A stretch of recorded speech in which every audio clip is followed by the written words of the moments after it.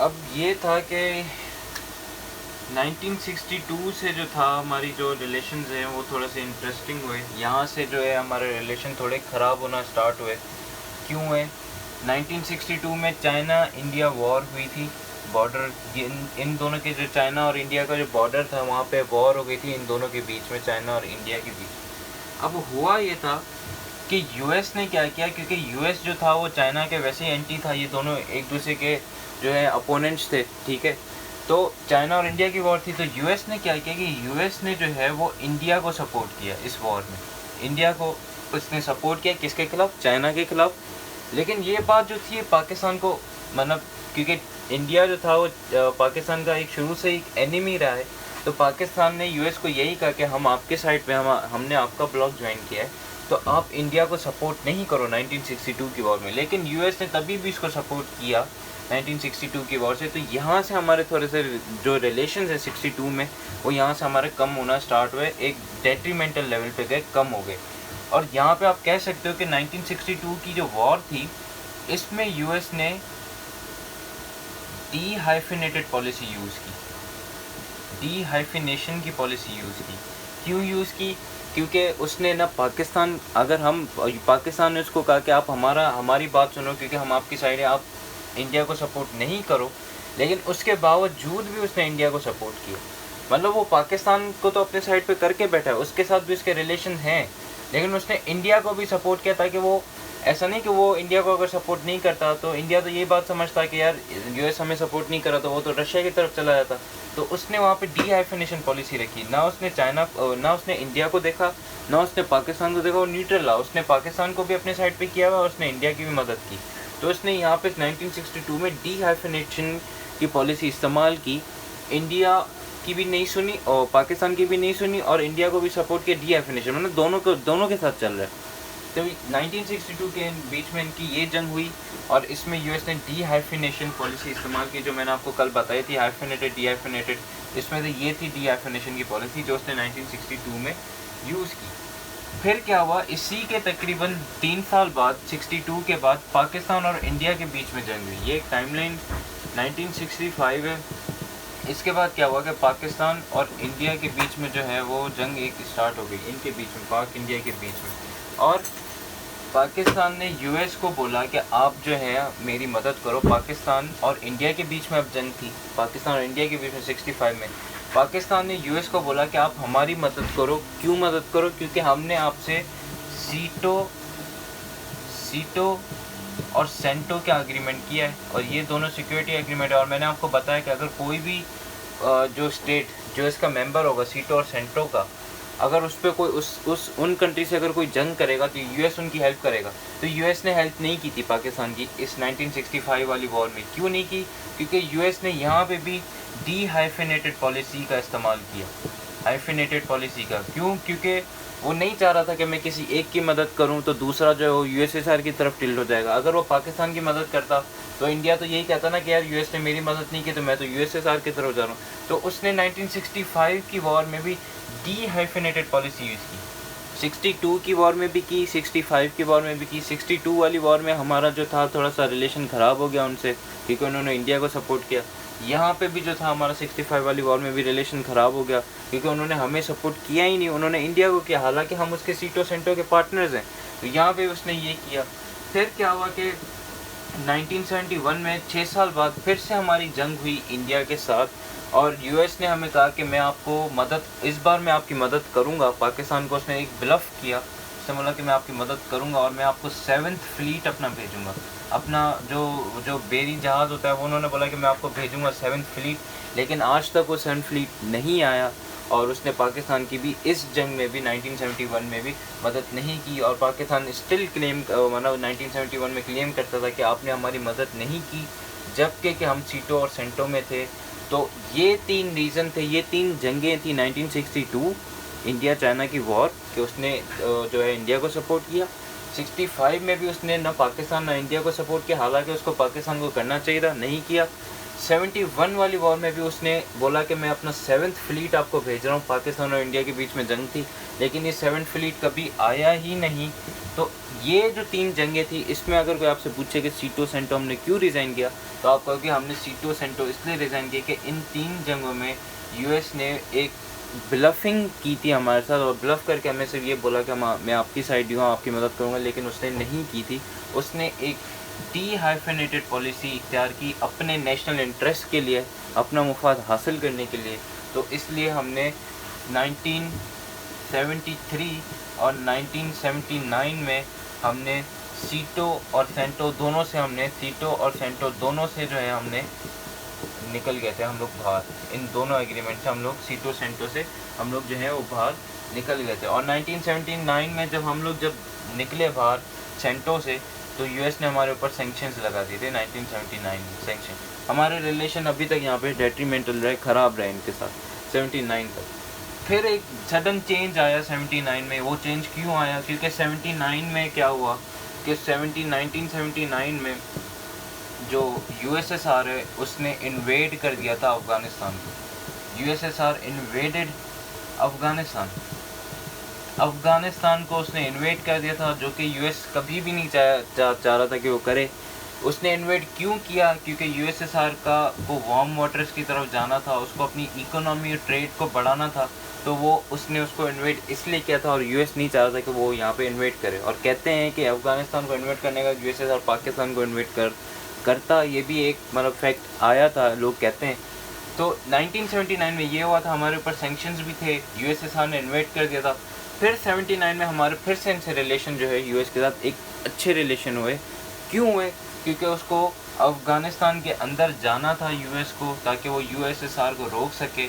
और इन दोनों ने, पाकिस्तान और यूएस ने मिल के यूएसएसआर को हराया था, वो मैं अभी बताऊंगा। लेकिन 1979 में ये आ गया था और उसको रोकना था, तो उसने अपने सैंक्शंस हटाए और उसने फिर से पाकिस्तान को सपोर्ट किया, फिर से उसकी मदद की और पाकिस्तान की तरफ अपना फॉरेन पॉलिसी अपनी टिल्ट की। और यहाँ पे 79 में आप कह सकते हो कि यूएस ने जो है हाइफिनेटेड पॉलिसी इस्तेमाल की, कि वो पाकिस्तान की तरफ टोटली टिल्ट हो गया था, क्योंकि उसको यूएसएसआर को रोकना था। और अगर यूएस को अफ़गानिस्तान में जाना था तो उसका सिर्फ एक ही तरीका था, वो था पाकिस्तान के थ्रू ही वो अफ़गानिस्तान में जा सकता है, वरना वो नहीं जाता। तो 1979 के एरा में उसने हाइफिनेटेड पॉलिसी जो थी ये इसने रूप इख्तियार किया, और ये फिर पाकिस्तान के टिल्ट साइड हो गया टोटली 79 में। ये हुआ। फिर इनका रिलेशन इस तरीके से अच्छा रहा कि 1979 में जब ये हमसे इसका रिलेशन अच्छा हुआ, तो इसने जो है हमें $2 बिलियन की मिलिट्री एड फिर से दी।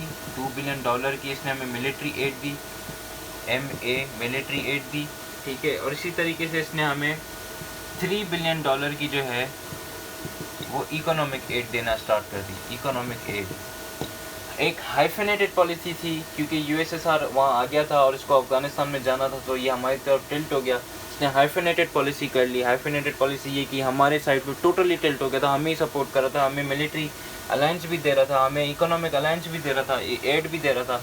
तो इसने फिर 1979 में जब यूएसएसआर ने इन्वेट की, तो इसने एक हाइफिनेटेड पॉलिसी हमारी तरफ स्टार्ट कर दी। इस तरीके से इन दोनों ने मिल के 1979 से लेके 1989 तक इन दोनों ने, पाकिस्तान और यूएस ने, मुजाहिदीन को प्रिपेयर किया। मुजाहिदीन जो थे वो, उनको हम बेसिकली जिहादीस कहते हैं, जो कि वहाँ पे जाके जिन्होंने सोवियत यूनियन की फोर्सेस को वहाँ पे हराया अफ़गानिस्तान में। और 1989 में फॉल ऑफ यूएसएसआर हुआ। सोवियत यूनियन जो है वो टूट गया 1989 में, उसको अफ़गानिस्तान से निकाला गया। और फिर जैसे ही वो वहाँ से सोवियत यूनियन गया 1990 से लेके जैसे ही 1 साल बाद हमारे फिर से जो, क्योंकि उसका काम हो गया था यूएस का, उसका नेशनल इंटरेस्ट को अचीव हो गया था, वो हो गया था और सुपर पावर बन गया था। 1990 में फिर से उसने एक डी हाइफिनेटेड पॉलिसी इख्तियार कर दी। तो उसने पाकिस्तान और इंडिया फिर दोनों को जो है न्यूट्रली देखा, डी हाइफिनेटेड पॉलिसी। और 1990 से लेके 1998 तक हमारे जो है रिलेशन इनके साथ फिर से जो है वो ख़राब होने शुरू हो गए, डिक्रीज़ होने, डेट्रीमेंटल रहे, मतलब ख़राब होने शुरू हो गए। 79 में वॉर हुई, उन्होंने हमारे साथ पॉलिसी रखी हाइफिनेटेड, और 10 साल तक वो हमारे साथ रहे। मुजाहिदीन को पाकिस्तान और यूएस ने दोनों ने एक साथ ट्रेन किया, मुजाहिदीन ने यूएसएसआर को हराया, उनका फॉल किया, उन्हें हरा दिया, वहाँ से चले गए। 1990 में यूएस जो है वो फिर से उसने अपनी पॉलिसी वो ख़त्म की, हाइफिनेटेड पॉलिसी ख़त्म की और उसने डीहाइफिनेटेड पॉलिसी रखी। और फिर 1990 से 1998 8 साल तक हमारे उनके साथ जो रिलेशन थे वो इतने अच्छे नहीं रहे, क्योंकि वो इंडिया की तरफ भी टिल्ट हो गया था और हमारी रिलेशन जो डेट्रीमेंटल है। और 1998 में यूएस ने हमारे ऊपर सैंक्शंस लगाते थे। क्यों लगाए थे? क्योंकि 1998 में हम जो थे वो न्यूक्लियर पावर जो थे वो बन गए थे, उसकी वजह से उसने हमारे ऊपर ये सैंक्शंस लगा दिए थे। फिर यही हुआ कि 2001 आया। 2001 में जो है हमारे पास 9/11 अटैक हो गया, और जो यूएस में जब 9/11 अटैक हुआ तो फिर से यूएस को हमारी ज़रूरत पड़ी। क्यों पड़ी? क्योंकि यूएस के जो प्रेसिडेंट थे बुश जो थे, उन्होंने ये बात कही थी कि 4 स्टेट्स हैं जहाँ से टेररिज्म जो है ना वो इमर्ज हो रहा है। 4 स्टेट्स। वो 4 स्टेट्स कौन से थे? एक था आपका अफ़गानिस्तान, दूसरा था आपका नॉर्थ कोरिया, और तीसरा था आपका ईरान, और चौथा था आपका इराक। यूएस ने कहा कि ये 4 कंट्रीज़ हैं, Afghanistan, north Korea, Iran and Iraq, जहाँ से आपका टेररिज्म हुआ है, और यहीं से जो है इनको मुझे टेररिज्म को जो है मुझे ख़त्म करना है। तो क्योंकि उसमें अफ़गानिस्तान भी था, तो अफ़गानिस्तान में जाने के लिए उसको पाकिस्तान की फिर से हेल्प चाहिए थी। तो 2001 में फिर से उसके यूएस और पाकिस्तान के रिलेशंस थे वो फिर से बहुत अच्छे हो गए ताल्लुकात।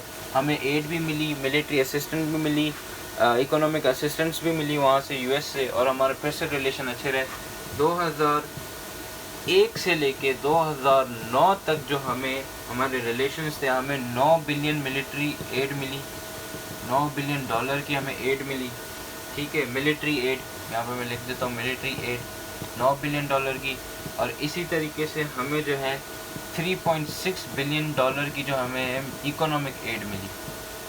तो हमारे फिर से इनसे रिलेशन अच्छे थे। लेकिन 2001 से लेके 2009 तक जब तक हमारे साथ इनके रिलेशंस थे अच्छे थे, 2018 तक, 2001 से लेके 18 तक हमारे रिलेशन अच्छे, 18 के बाद हमारे रिलेशन से ख़त्म हो गए। तो 18 तक इन्होंने एक डीहाइफिनेशन पॉलिसी इस्तेमाल की। डीहाइफिनेशन पॉलिसी क्यों? क्योंकि ये इंडिया को भी सपोर्ट करते थे और साथ साथ में ये पाकिस्तान को भी सपोर्ट करते थे। इंडिया को सपोर्ट इसलिए करते थे क्योंकि उसकी इकोनॉमी बहुत बड़ी थी, उसकी मार्केट बहुत बड़ी है, तो वहाँ से उसको बहुत ज़्यादा बिलियंस ऑफ डॉलर में उसको फ़ायदा होता है, तो इसलिए वो उसको भी साथ लेके चलता था और हमें भी साथ लेके चलता था, क्योंकि उसको अफ़गानिस्तान की ज़रूरत थी। तो इसलिए इसने एक डीहाइफिनेटेड पॉलिसी का ही इख्तियार किया हुआ है अभी तक। 2001 से लेकर 9 तक इसने हमें इतनी एड प्रोवाइड भी की। फिर क्या हुआ? 2011 से हमारे जो रिलेशन है ना वो इनसे ख़राब होना शुरू हुए। कैसे हुए? 2011 में 3 इंसिडेंट हुए थे जिनकी वजह से हमारे यूएस के साथ रिलेशन जो है वो ख़राब हुए। पहला इंसिडेंट ये था कि रेमंड डेविस, इसका नाम आपने सुना होगा, रेमंड डेविस जो था वो एक CIA एजेंट था। कौन था? CIA एजेंट थे। इन्होंने क्या किया था कि 2011 में इन्होंने कुछ पाकिस्तानी सिविलियंस थे, जर्नलिस्ट थे, इन्होंने उनको मार दिया था, किल कर दिया था। पाकिस्तानी सिविलियंस को या जर्नलिस्ट को इन्होंने किल कर दिया था रेमंड डेविस ने, और इन पे चार्जेस लगी थी और इन्होंने किल किया। अगर आप इनका थोड़ा सा नेट पे भी सर्च करेंगे तो आप रेमंड डेविस ही से लिखेंगे ना तो उधर आपको पता चल जाएगा कि इन्होंने पाकिस्तानी सिविलियंस जर्नलिस्ट को इन्होंने लाहौर में जो है इन्होंने मार दिया था। इनके ऊपर चार्जेस थे। तो पाकिस्तान ने उसको कंडेम किया और वो पाकिस्तान यूएस के खिलाफ खड़ा हुआ कि आपने भाई हमारे बंदे मार दिए, क्यों मारे। पहला इंसिडेंट ये हुआ था 2011 में। दूसरा इंसिडेंट जो हुआ था वो ये हुआ था कि Osama bin Laden, OBL, Osama bin Laden को जो है यूएस ने जो है वो मार दिया था 2011 में। 2011 में उसको कहाँ मारा था? एबटाबाद में मारा था उसको। एबटाबाद में उसको मारा था। एबटाबाद में चले उसने उसको मारा था, लेकिन उसने पाकिस्तान का कंसेंट नहीं लिया था।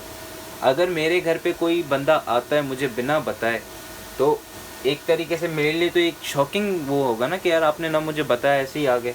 तो उसामा बिन लादेन एबटाबाद में छुपा हुआ था, तो उन्होंने यूएस ने उसको ट्रेस करके एबटाबाद में उसको किल कर दिया था, मार दिया था without the consent of Pakistan. और ये बात उन्होंने पाकिस्तान से नहीं पूछी। तो ये दूसरा इंसिडेंट हुआ था जिसमें पाकिस्तान ने उनको कहा कि आपने हमसे पूछा ही नहीं, हमारे कंट्री में आप आए, आपने बंदे को ऐसे ही मार दिया, हमसे आप पूछते, हम आपको इजाज़त देते हैं, आप हमसे लीगली तो पूछते हैं, लेकिन उन्होंने नहीं पूछा। तीसरा इंसिडेंट जो हमारे पास हुआ था वो हुआ था सलाला check post. सलाला check post, सलाला check post पे क्या हुआ था, ये सलाला चेक पोस्ट जो है ना, ये पाक अफ़गान जो बॉर्डर है वो ये चेक पोस्ट वहाँ पे आता है। इसमें क्या किया था कि यूएस ने क्या किया था कि यूएस ने नेटो फोर्सेस भेजी थी, नेटो फोर्सेस भेजी थी, और वहाँ पे उन्होंने अटैक किया था। उन्होंने उनको वहाँ पे टेररिज्म का थोड़ा सा एक वो जो कहते हैं कि वो खदशा था कि उन्होंने बोला वहाँ पे टेररिज्म हो रहा है, क्योंकि अफ़गानिस्तान में टेररिज्म था और उन्होंने वहाँ पे ख़त्म। और ये जो सलाला चेक पोस्ट था ये पाक अफ़गान बॉर्डर पे था, तो यूएस ने वहाँ पे नेटो फोर्सेस भेजी थी, और जिसकी वजह से क्या हुआ कि हमारे दो मेजर्स जो थे हमारे 2 मेजर्स जो थे वो शहीद हो गए, और हमारे 28 जो सोल्जर्स थे वो भी शहीद हो गए। इस सलाला चेक पोस्ट पे जब उन्होंने नेटो फोर्सेस को भेज के हमला किया था, तो हमारे 2 मेजर्स और 28 सोल्जर्स जो थे वो हमारे शहीद हो गए थे, जिसकी वजह से फिर 2011 में 3 मेन इंसिडेंट हुए थे। तो हमारे जो थे सारे जो थे इनके साथ जो हमारे रिलेशन थे वो बहुत ज़्यादा ख़राब हुए। 2011 से लेके ये 18 तक ये सारा हमारा रिलेशंस का जो गेम है ये बिल्कुल कम रहा, एक अच्छे रिलेशन नहीं थे, और इनके जो रिलेशन थे वो इंडिया के साथ बढ़ते गए। फाइनली 2018 में प्रेसिडेंट ट्रंप ने ट्वीट की कि we will no more help Pakistan, हम लोग पाकिस्तान को हेल्प नहीं करेंगे। हेल्प कैसे नहीं करेंगे, मिलिट्री एड जो हमें वो देते थे, मिलिट्री असिस्टेंस जो हमें देते वो अब हमें नहीं मिलेगी, और इकोनॉमिक एड जो है वो भी हमें नहीं मिलेगी। ये 2018 में प्रेसिडेंट ट्रंप साहब ने ये ट्वीट की थी, और 2018 में हमारे इनके साथ रिलेशन एक तरीके से टोटली ख़त्म हो गए थे। टोटली तो मैं नहीं कहूँगा, लेकिन एक जो रिलेशन पहले था कि एक एड मिलती थी, असिस्टेंस मिलती थी, वो ख़त्म हो गए, और इनके रिलेशन जो थे वो इंडिया के साथ बिल्ट होना शुरू हो गए अच्छी तरीके से, ज़्यादा इनके बिल्ट। और हमारा जो टिल्ट था वो 2018 में आहिस्ता आहिस्ता चाइना की तरफ और भी ज़्यादा बढ़ता गया, हम चाइना की तरफ बढ़ते गए और ये इंडिया की तरफ चले गए। और प्रेसिडेंट ट्रंप ने जो था वो 2018 से लेके उन्होंने कहा कि अब हम इनको सपोर्ट नहीं करेंगे पाकिस्तान को टेररिज्म में। हमने बहुत ज़्यादा डॉलर्स वेस्ट किए लेकिन कुछ भी नहीं हुआ टेररिज्म का। लेकिन ये बात है कि पाकिस्तान के 2001 से लेके 2018 तक पाकिस्तान ने ऑलमोस्ट 50,000 सिविलियंस की डेथ्स जो हुई हैं वो हुई हैं इस 2001 से लेके 2018। ट्रंप साहब कहते हैं कि हमें जो है वहाँ से कोई फ़ायदा नहीं हुआ, हालांकि 50,000 पाकिस्तानी सिविलियन जो है उनकी शहादत हुई है इस दौरान में। तो ये था सारा इसका जो था टाइमलाइन थी, एक जनरल टाइमलाइन। ये आपको नेट से भी मिल जाती जनरली भी, लेकिन मैंने कहा था कि मैं करवाऊँगा, तो ये एक जनरल टाइमलाइन थी, सिर्फ एक हिस्ट्री थी जो आपको पता होनी चाहिए कि हुआ क्या था। 2018 में हमसे इनके ऑफिशियली जो है असिस्टेंस जो हमें यहाँ से मिलती थी वो हमारी ख़त्म हो गई, हमारे रिलेशन जो है वो यहाँ से ख़त्म हो गई। ये इसकी एक जनरल हिस्ट्री है जो आपको बस पता होनी चाहिए। अब हम मेन चीज़ पे आते हैं। आज हम इंडियन फैक्टर को थोड़ा सा देख लेते हैं, उसके बाद हम सेशन एंड करते हैं। इंडियन फैक्टर, मैंने आपको कल 3 फैक्टर्स बताए थे जिसकी बेसिस पे जो है यूएस का रिलेशन, पाक यूएस रिलेशन ख़त्म हुए। और अभी मैंने आपको टाइमलाइन में भी 3-4 दफ़ा कहा कि उसके इंडिया के साथ रिलेशन बेहतर हो रहे हैं। तो ये इंडियन फैक्टर जो है ना, ये मेजर फैक्टर है जिसकी वजह से हमारा जो रिलेशन रहा है वो हम कम हो गया, बहुत ज़्यादा ख़त्म होने के बराबर ही है, और हम चाइना की तरफ टिल्ट हो गए। वरना हमारे यूएस से रिलेशन पहले अच्छे थे। क्यों है? अब इंडियन फैक्टर की आप हेडिंग दोगे, उसके अंडर आप सब हेडिंग दे दोगे नंबर 1 सिक्योरिटी फैक्टर। अब देखें, इंडिया जो था वो हमारा पहले शुरू से ही एक दुश्मन है हमारा, तो हमें उससे शुरू से एक थ्रेट है। अब इंडिया और यूएस के बीच में ना सेवरल सिक्योरिटी पैक्ट्स या एग्रीमेंट्स हुए हैं। जैसे मैं अगर उनके सिर्फ नाम यहाँ पे लिखूँ तो एक एग्रीमेंट हुआ था लेमाओ, LEMOA, ये हुआ था 2016 में। एक एग्रीमेंट इनके बीच में, अब ये इंडिया और यूएस के एग्रीमेंट आपको बता रहा हूँ, सिक्योरिटी एग्रीमेंट, ये मैं डिफाइन करता हूँ इनमें क्या क्या हुआ था। लेमाओ था, कॉम कैसा था, ये इनके सिक्योरिटी एग्रीमेंट है। बेका था, BECA, बेका था, ठीक है। इसी तरीके से इनके बीच में एक और एग्रीमेंट हुआ था, ड्रोन्स का हुआ था कि ड्रोन्स जो थे वो हम एक दूसरे के साथ एक्सचेंज करेंगे, सिक्योरिटी एग्रीमेंट में ये हुआ था। इनके बीच में एक डील हुई थी, एयर डिफेंस डील, इनके बीच में एक एयर डिफेंस डील हुई थी, जो कि कब हुई थी? 2019 में हुई थी, ये डील इनके बीच में हुई थी। इसी तरीके से इनकी मिलिट्री अलायंस भी है जो आपको पता है, क्वाड, जो कि इंडो पैसिफिक रीजन में ये लोग यूज़ करते हैं। मिलिट्री अलायंस यूएस और इंडिया उसमें मिले हुए दोनों साथ हैं। इसी तरीके से इनकी जो है मिलिट्री एक्सरसाइजेज भी होती हैं हर साल, मिलिट्री एक्सरसाइजेज भी ये लोग करते हैं। और वो मिलिट्री एक्सरसाइजेज किस में करते हैं? आर्मी में। आर्मी, ये एक दूसरे की आर्मी एक साथ लेके आते हैं, एक्सरसाइजेज करते हैं। इन दोनों स्टेट्स की जो नेवी है वो एक दूसरे के साथ मिलिट्री एक्सरसाइज करती है। और इसी तरीके से इनकी जो एयर फोर्स है, ये तीनों फोर्सेज इनकी एक साथ एक्सरसाइजेज करती हैं। इंडियन फैक्टर में जो पहली सब हेडिंग आप दोगे वो आप दोगे सिक्योरिटी फैक्टर। सिक्योरिटी फैक्टर में क्या था? डील जो हुई थी वो डील कौन थी? लेमाओ, एक पहली डील ये थी, ये एक सिक्योरिटी डील थी। इसका मैं अभी बताता हूँ ये क्या है। ये हुई थी कॉम कैसा, इनके बीच में एक डील हुई थी, ये क्या थी ये भी बताता हूँ। बेका, ये इनके बीच में डील हुई थी। इनके बीच में ड्रोन्स एक्सचेंज की डील हुई थी कि इंडिया जो है पाकिस्तान उससे यूएस से ड्रोन्स लेगा। और टेक्नोलॉजी में आपको पता है कि यूएस सबसे आगे है, तो उन्होंने वहाँ से उससे ड्रोन्स खरीदने थे। एयर डिफेंस सिस्टम जो थी डील हुई थी 2019 में, ये हुई थी। इनके बीच में क्वाड अलायंस है, ये आप सबको पता होगा, इंडो पैसिफिक का। मिलिट्री एक्सरसाइज है। तो ये जो सारी चीज़ें ये समझे थ्रेट है, किसको? पाकिस्तान को थ्रेट है। और इन्हीं डील्स की वजह से कि यूएस ने इतनी सारी इसके साथ डील्स की और फर्दर भी करेगा, तो इन्हीं डील्स की वजह से जो इनका जो रिलेशन है पाकिस्तान और यूएस का, ये हम इन्हीं डील्स की वजह से कम रहा है। और इन्हीं डील्स की वजह से हमारा जो टिल्ट है वो चाइना की तरफ ज़्यादा बढ़ता गया है। ये थी डील्स जो अगर आप लिखना चाहो तो ये बहुत इंपॉर्टेंट है। पेपर में अगर आप ये डील्स लिखोगे तो ये डील जो है काम की है और आपको मार्क्स इससे मिल सकते हैं। अब ये डील्स क्या है, अब हम इसको देख लेते हैं। हम इसमें से पहली डील आज कर लेते हैं। लेमाओ जो है वो, उसका मैं आपको बता देता हूँ कि वो है क्या, और फॉर्म कैसा का बता देता हूँ वो क्या है। बकाया हम नेक्स्ट लेक्चर में कवर करेंगे। अब पहले आप सिक्योरिटी की हेडिंग दे दोगे, सिक्योरिटी फैक्टर। उसमें जो है आप पहला हेडिंग दे दोगे, सब हेडिंग दे दोगे, वो हो जाएगी आपकी LEMAO, लेमो। ये क्या है, इसका फुल फॉर्म क्या है? ये एक एग्रीमेंट था जो कि हुआ था 2016 में। यूएस और इंडिया के बीच में ये एग्रीमेंट हुआ था 2016 में, ठीक है। एग्रीमेंट हुआ था, इसका फुल फॉर्म क्या है? इसका फुल फॉर्म है logistics exchange, logistic, L for logistic, exchange, M for memorandum of agreement. इसका फुल फॉर्म ये है, आप भले याद करो या नहीं करो, लेकिन फुल फॉर्म इसका ये 2016 में ये डील हुई थी, logistic exchange memorandum of agreement. अब इस डील को सिर्फ आप समझें हुआ क्या था। इसमें हुआ ये था कि इंडिया और यूएस दोनों ने ये डिसाइड किया कि जितने भी हमारे वर्ल्ड में जितने भी हमारे मिलिट्री बेसिस होंगी, वो मिलिट्री बेसिस कोई भी हो, एयरफोर्स बेस हो गई, नेवल बेस हो गई, आर्मी की बेस हो गई, जितनी भी हमारे पास दोनों के पास बेसिस होंगी ऑल ओवर द वर्ल्ड, हम दोनों अपनी बेसिस को कभी भी यूज़ कर सकते हैं। फॉर एग्जांपल जैसे मैं अगर कहूँ, फॉर एग्जांपल मुझे ये बात पता नहीं है, लेकिन मैं एक एग्जांपल दे रहा हूँ। इजिप्ट है, फॉर एग्जांपल अगर इजिप्ट में यूएस की बेस है मिलिट्री, फॉर एग्जांपल यूएस की मिलिट्री बेस कहाँ पे? इजिप्ट में। तो इंडिया जो है विदाउट एनी कंसेंट यूएस से या इजिप्ट से वो उसकी मिलिट्री बेस कभी भी यूज़ कर सकता है।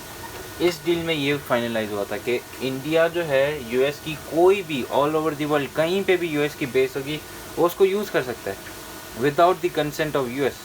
अब अफ़गानिस्तान में यूएस की पता नहीं कितनी बेसेस होंगी, तो वो इंडिया आराम से यूज़ कर सकता है, उसको किसी की इजाज़त नहीं चाहिए, क्योंकि वो बेसेस यूएस की हैं, उसको इजाज़त तो यूएस से चाहिए, लेकिन वो उसकी बेसेस कहीं पे भी यूज़ कर सकता है। इसी तरीके से यूएस की जो बेस है वो गिलगित बल्तिस्तान में, जो पाकिस्तान का, वहाँ पे भी यूएस की एक बेस है मिलिट्री, वो भी इंडिया इजीली उसको एक्सेस कर सकता है, यूज़ कर सकता है। तो ये जो है ये एक थ्रेट है पाकिस्तान को। ये जो डील इनके बीच में हुई, ये डील 2016 में हुई है कि यूएस भी इंडिया के all over the world, US India के जहाँ जहाँ बेसेस होंगे यूएस उसको यूज़ कर सकता है, और इसी तरीके से जहाँ जहाँ अमेरिका के बेसेस होंगे वाइस वर्सा, ये दोनों एक दूसरे के बेसिस यूज़ कर सकते हैं विदाउट एनी कंसेंट।